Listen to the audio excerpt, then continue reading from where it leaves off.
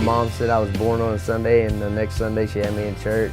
Going on the road with my dad when I was a kid, it just kind of solidified the dream for me. For like 2 or 3 weeks, I kept asking Russell, like, what are we going to do about a name? We tried the old Rolling Stones trick, Yeah. like they got their name from a Muddy Waters album. Yeah. And it was a song title called Rolling Stones, so we were looking through all my dad's old record collection. I am amazed sometimes when we're in the studio or even when we're just playing out live at how well he is able to harmonize with me and blend his voice with mine. I think that's one thing we both noticed the first time we were in the studio, was just the way that our voices blended together was really unique, and it was just a really good fit. What he didn't have in his voice, I had in mine. Yeah. What I didn't have in mine, he had his. So you put them together, and it was just a really cool original sound.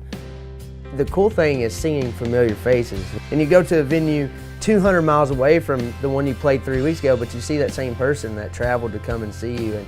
And just getting to spend time and interact with the fans is my favorite part after the show. When we write a song, it comes from anything. Like on My Boy, for example, he showed up one day and just said, you know, I really wanted to write a song for his stepson because he'd seen a Facebook post about, I don't have a stepson, I have a son that was born before I met him. And he said, so what do you want to write about? He said, I don't know, man, I just want to write a song for my boy.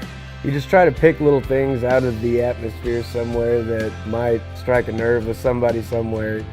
The funniest thing to me is when I'm at home with the wife and everything and we're about to go out somewhere, she gets dressed up. She's like, how does this look, you know? When me and Russ are about to play a show, you know, he's like, how does this look, man? Is this good? Is this good? And I'm like, yeah, dude, you're good. No, wait a minute, come here.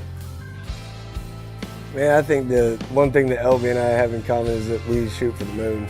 Our biggest dreams are to play the Opry, play the Ryman, you know, maybe play with a couple of our heroes.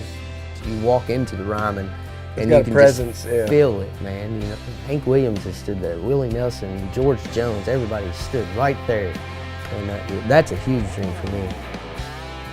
Right after we had written My Boy, we did a radio interview in Bowling Green, played the new song for it, and we played My Boy over the radio, and after that, got about 10 phone calls from fans that heard it over the radio, and they called in and got to talk to Elvie and just say, this song touched me, and it was everybody from people with stepkids, people who were stepchildren themselves, people who knew someone who had adopted someone. It was my first opportunity to really see the power of the radio and the power of a good song. Tiny towns in the middle of nowhere. You never